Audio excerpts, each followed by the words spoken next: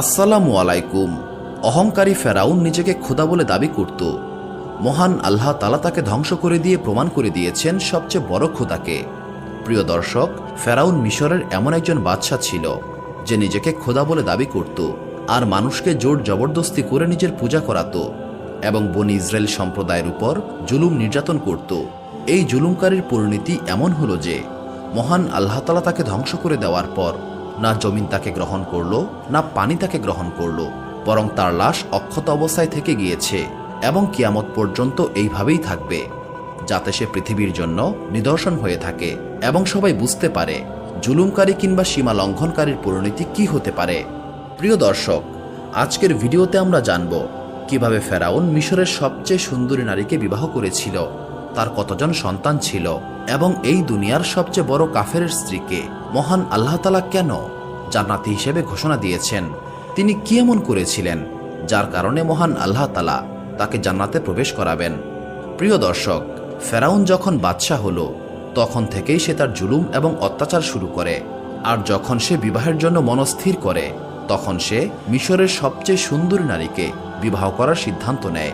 আর সেই সময়ে মিশরের সবচেয়ে সুন্দরী নারী ছিলেন আসিয়া। ফেরাউন বিয়ের প্রস্তাব পাঠায় রিয়াদ বিন ওয়ালিদের কন্যা আসিয়াকে। রিয়াদ বিন ওয়ালিদ ইউসুফ আলাইহিসসালামের মাধ্যমে বাদশাহ হয়েছিলেন এবং তিনি ইউসুফ আলাইহিসসালামের উপর ঈমান এনেছিলেন। যখন তাদের নিকট ফেরাউনের তরফ থেকে এই প্রস্তাব আসে, এই ব্যাপারে তাদের কোনো মতামতই ছিল না, কারণ ফেরাউন প্রথম থেকেই জুলুমকারী বাদশাহ এবং সেই সময় ফেরাউন ছিল মহাপ্রতাপশালী বাদশাহ। সে তার বাদশাহী শক্তিকে কাজে লাগিয়ে জোরপূর্বক হজরত আসিয়াকে বিয়ে করে এবং হুমকি দেয় এই বিয়েতে রাজি না হলে হজরত আসিয়ার পিতাকে হত্যা করা হবে। কিন্তু বিবাহের পর মহান আল্লাহ তাআলা হজরত আসিয়াকে ফেরাউনের কবল থেকে হেফাজত করেন এবং ফেরাউন তার উপর কিছু করতে পারত না। যখন ফেরাউন বিবাহের পর হজরত আসিয়ার সঙ্গে প্রথমবার মিলিত হবার জন্য ঘরে প্রবেশ করে, তখন মহান আল্লাহ তাআলা তার অসীম কুদরতে ফেরাউনকে সারা রাতের জন্য ঘুম পাড়িয়ে দেন, যার কারণে সে আসিয়াকে কিছুই করতে পারেনি। এইভাবে মহান আল্লাহ তাআলা আসিয়াকে হেফাজত করেন। কিছু কিছু কিতাবে এসেছে বিয়ের পর মহান আল্লাহ তাআলা ফেরাউনের পুরুষত্বকে শেষ করে দিয়েছিলেন এবং আসিয়াকে হেফাজত করেছিলেন।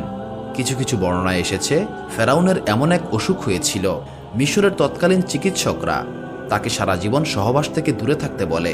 এর কারণ হিসেবে মনে করা হয় আসিয়া সেই বাদশার কন্যা ছিলেন যিনি ইউসুফ আলাইহিসসালামের দাওয়াতে সাড়া দিয়ে ঈমানদার হয়েছিলেন, আর হজরত আসিয়া ছিলেন অত্যন্ত নেক এবং পরহেজগার বান্দা। এইভাবে মহান আল্লাহ তাআলা হজরত আসিয়াকে ফেরাউনের নাপাক স্পর্শ থেকে হেফাজত করেন। চলুন এবার আমরা জেনে নেই ফেরাউনের কতজন সন্তান ছিল। এক বর্ণনায় পাওয়া যায় ফেরাউনের এক কন্যা সন্তান ছিল, কিন্তু ফেরাউন এই কন্যা সন্তানের জন্মদাতা ছিলেন না। সে এই কন্যাকে কারো কাছ থেকে নিয়ে এসে পালন করত।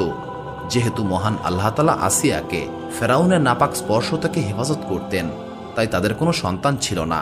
প্রিয় দর্শক, এবার আমরা বলবো মহান আল্লাহ তাআলা কেন আসিয়াকে জান্নাতি নারীর মর্যাদা দিয়েছেন এবং সে কি এমন আমল করেছিলেন যার কারণে মহান আল্লাহ তাআলা একজন কাফেরের স্ত্রীকে জান্নাতে দাখিল করবেন।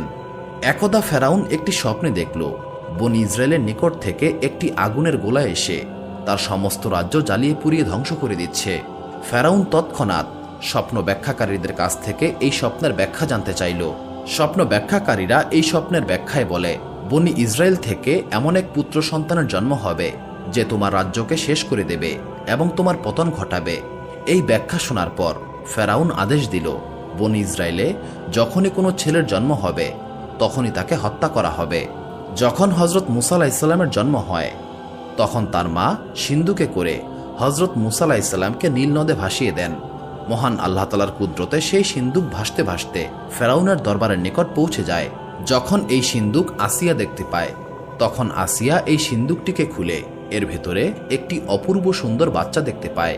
এই বাচ্চাটিকে দেখে হজরত আসিয়া অত্যন্ত খুশি হলেন। তিনি এই বাচ্চার নাম রাখেন মুসা।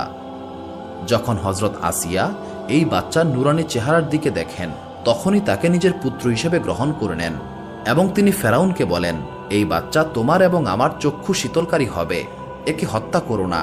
সেই সময় ফেরাউন বলে, তুমি এই বাচ্চাটিকে নিজের কাছে রাখতে চাইলে রাখতে পারো, এতে আমার কিছুই যায় আসে না। রাসূলুল্লাহ সাল্লাল্লাহু আলাইহি সাল্লাম বলেন, আসিয়ার মতো ফেরাউনও যদি বিশ্বাস করত এই বাচ্চা তার চক্ষু শীতলকারী হবে, তবে মহান আল্লাহ তাআলা তাকে হেদায়েত দান করতেন এবং তাকেও হযরত আসিয়ার মতো ঈমানের উপর রাখতেন। কিন্তু ফেরাউনের নসিবে কোনো হেদায়েত ছিল না, যার কারণে এই ব্যাপারে তার কোনো পরোয়াই ছিল না। হযরত আসিয়া বিবাহের পর থেকেই ফেরাউনের অত্যাচার এবং সীমালঙ্ঘনকারীর বিরুদ্ধে পাহাড়ের মতো দাঁড়িয়েছিলেন। যখন হযরত মুসা আলাইহিস সালাম নবুয়ত প্রাপ্ত হন এবং ফেরাউনের জাদুর খেলায় তাকে পরাজিত করেন, তখনই হযরত আসিয়া ঈমান আনেন এবং বহুদিন পর্যন্ত সেটি ফেরাউনের নিকট থেকে গোপন রাখেন। কিন্তু ফেরাউন যখন নিজেকে খোদা বলে দাবি করে এবং লোকদের থেকে জোরপূর্বক তার সিজদা আদায় করতে লাগল, তখন আসিয়া সামনে এলেন এবং এই অন্যায়ের বিরুদ্ধে প্রতিবাদ করেন। যখনই ফেরাউন জানতে পারে তার স্ত্রী আসিয়া মুসা আলাইহিস সালামের খোদার উপর ঈমান এনেছে, তখনই সে আসিয়ার উপর জুলুম করা শুরু করে। কিন্তু ফেরাউনের এই জুলুমে হযরত আসিয়াকে তার ঈমান থেকে বিন্দুমাত্র সরাতে পারেনি। ফেরাউন বহুবার চেষ্টা করেছে যেভাবেই হোক আসিয়াকে এই ঈমান থেকে সরিয়ে এনে পুনরায় সেই কুফরি এবং শিরকের দিকে নিয়ে যাওয়ার, কিন্তু আসিয়া ফেরাউনের সেই সমস্ত প্রচেষ্টাকে ব্যর্থ করে দেয়। তিনি শুধুমাত্র এক আল্লাহ তাআলার নাম বলতে থাকেন এবং আল্লাহ তাআলার ইবাদতে মশগুল থাকেন। শুধু আসিয়াই নয়, যে ব্যক্তি হযরত মুসা আলাইহিস সালামের উপর ঈমান আনত, ফেরাউন তার উপরই জুলুম করত। একদা এক ব্যক্তি, যাকে পবিত্র কুরআন শরীফে মুমিন আল ফেরাউন নামে অভিহিত করা হয়েছে, তাকে হযরত মুসা আলাইহিস সালামের উপর ঈমান আনার কারণে অত্যন্ত নির্মমভাবে হত্যা করা হয়। এটি দেখার পর হযরত আসিয়া আর চুপ করে থাকলেন না, তিনি দৃঢ়ভাবে এর প্রতিবাদ করেন। যখন ফেরাউন দেখল তার স্ত্রী তারই বিরুদ্ধে কথা বলছে, তখন তার ভেতরে প্রতিশোধের আগুন জ্বলে ওঠে আর হযরত আসিয়াকে অত্যন্ত কঠিনভাবে শাস্তি দিতে শুরু করেন। সে হযরত আসিয়ার 2 হাত এবং 2 পা এমনভাবে লোহার শিকলে আটকে দেয় যে তিনি নাড়াচাড়া করতে পারতেন না। তার বুকের উপর পাথর চাপিয়ে দেয় এবং গরম আগুনের উপর তাকে শুইয়ে দেয়। তাকে সকল প্রকার খাবার এবং পানি দেওয়া বন্ধ করে দেয়। এমন যন্ত্রণাদায়ক জুলুমের পরেও হযরত আসিয়া ঈমানের উপর অবিচল থাকেন। কোনো একটি বর্ণনায় আসে, ফেরাউন হযরত আসিয়ার চামড়া পর্যন্ত খুলে নেন এবং তার পেটে একটি পাথর ভরে দেয়, যার কারণে হযরত আসিয়া শহীদ হয়ে যান। আর এইভাবেই হযরত আসিয়া অনেক কষ্টদায়ক জুলুমের পরেও ঈমানহারা হননি এবং মহান আল্লাহ তাআলার উপর বিশ্বাস রেখেছিলেন। আর এই আমলের কারণেই মহান আল্লাহ তাআলা আসিয়াকে একজন কাফেরের স্ত্রী হওয়া সত্ত্বেও জান্নাতি নারীর মর্যাদা দিয়েছেন। আসসালামু আলাইকুম।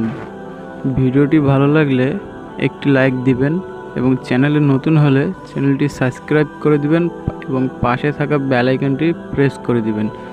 ধন্যবাদ।